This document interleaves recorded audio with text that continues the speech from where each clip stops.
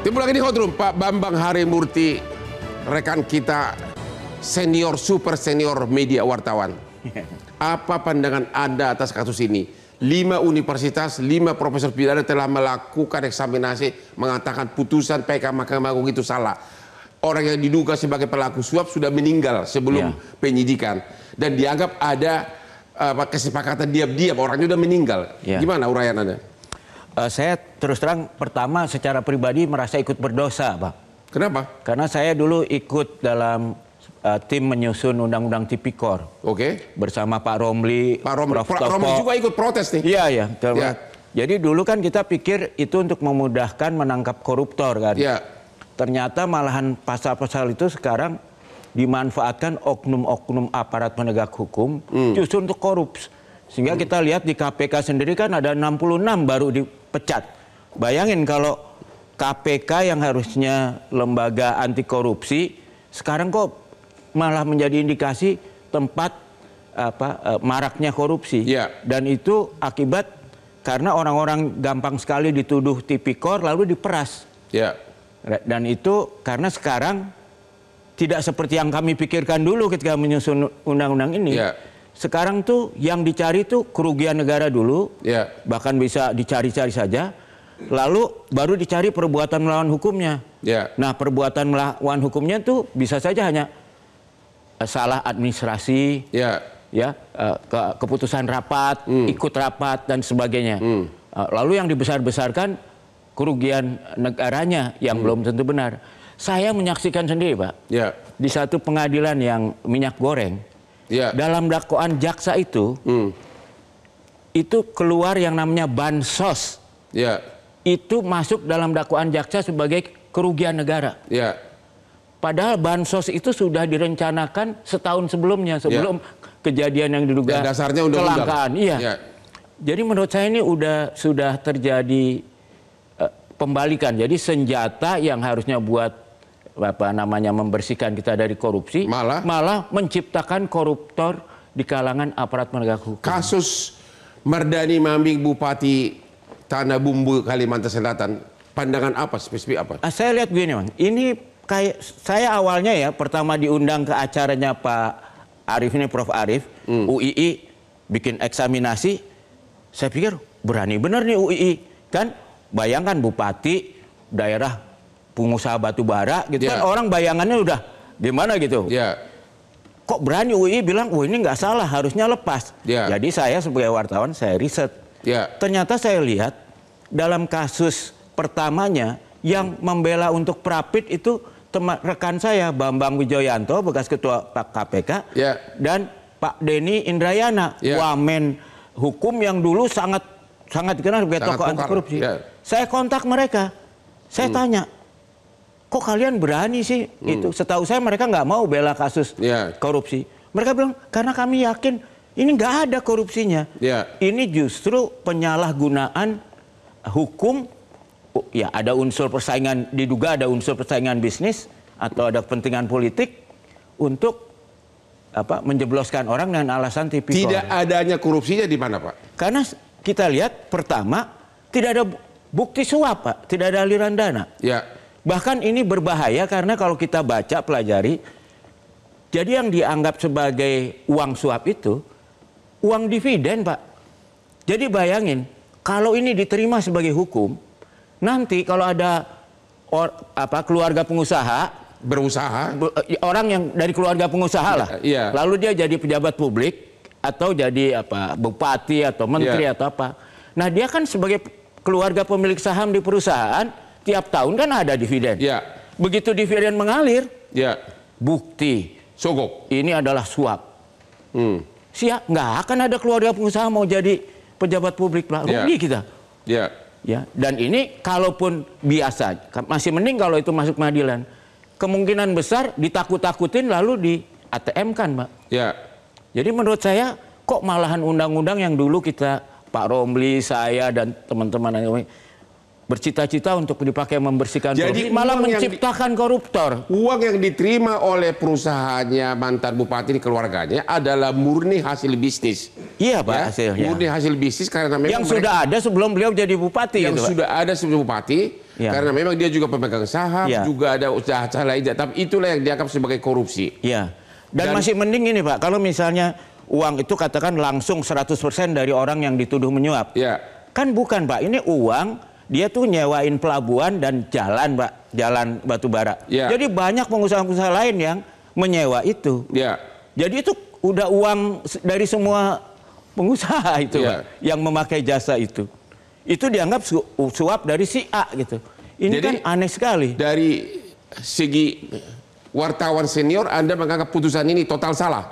Salah Pak, dan saya kebetulan karena saya wartawan, saya kan kenal banyak hakim agung termasuk mantan-mantan ketua Mahkamah Agung Pak. Ya. Baru kemarin saya ketemu salah satu mantan ketua yang saya sangat hormati. Ya. Saya tanya, Pak kalau Bapak dapat jadi hakim, ada nih eksaminasi oleh 5 universitas Pak, UII, UI, UGM, Unpad, Undip. Ya.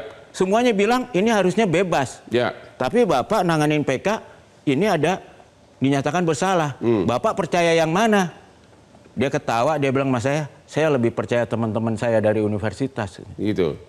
Dan saya bisa maklum Pak, karena kalau kita lihat bagaimana keputusan diambil di MA sekarang Pak, kan itu bukan hakim agungnya periksa sendiri Pak. Ya.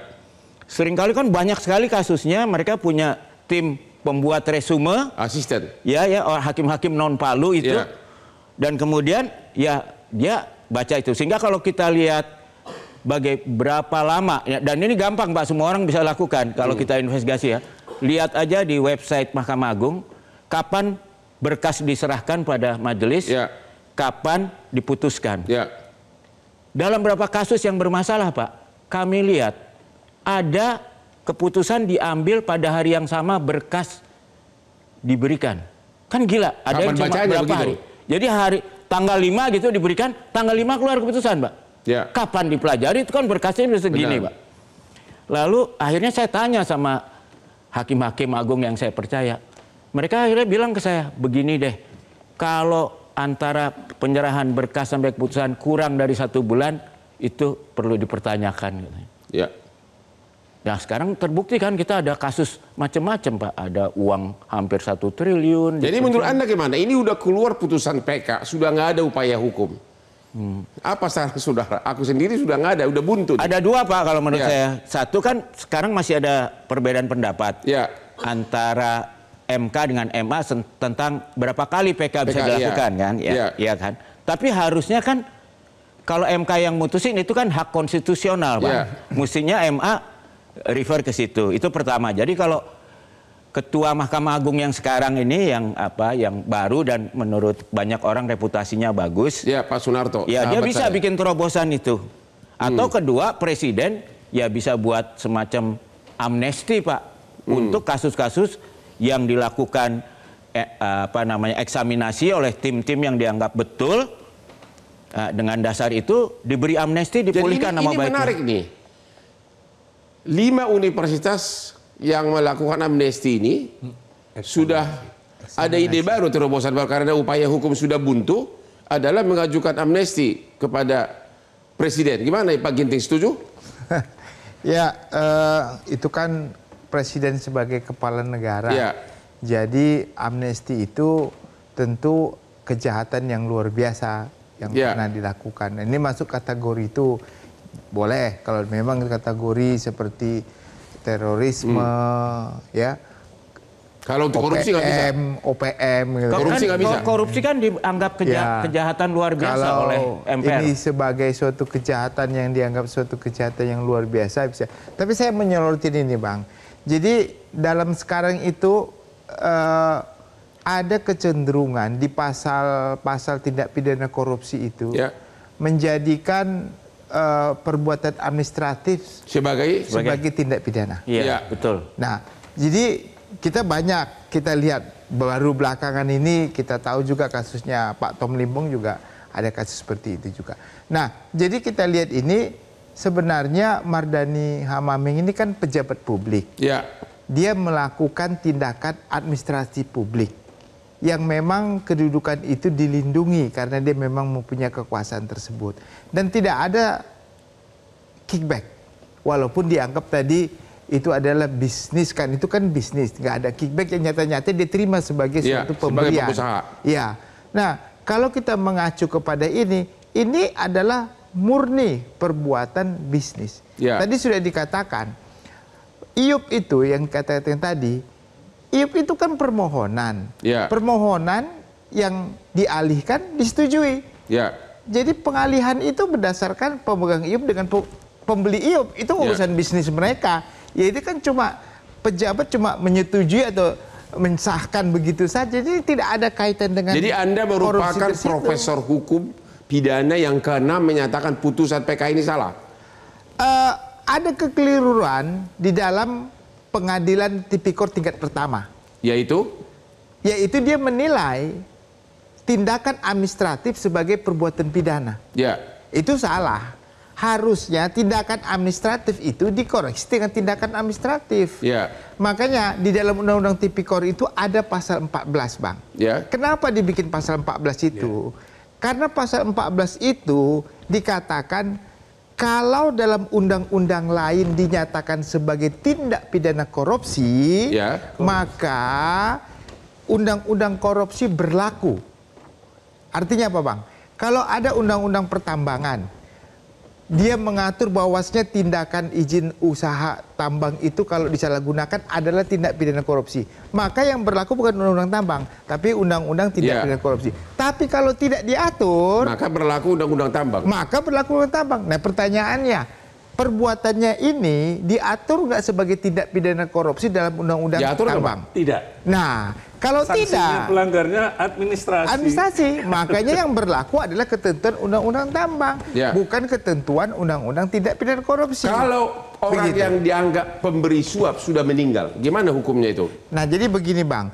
Kalau orang pemberi suap sudah meninggal, pertama sekali kita tentukan dulu ini suap atau bukan suap. Kepentingannya apa? Karena setiap pemberian suap pasti punya motivasi. Kalau gitu kita lanjutkan dulu. Ini menarik ini. Karena kalau pelaku tidak pidana sudah meninggal, case close. Ya. Ya kalau pelaku kalau sudah meninggal, kalau ini kan pemberi suapnya tapi yang diberi suap masih hidup. Ini sangat menarik dan ini merupakan suatu momen masukan kepada klien saya Pak Prabowo. Ini adalah terobosan. Pikirkan terobosan. Kalau PK sudah putus bagaimana? Sementara Maming ini dihukum 10 tahun penjara dan denda 110 miliar.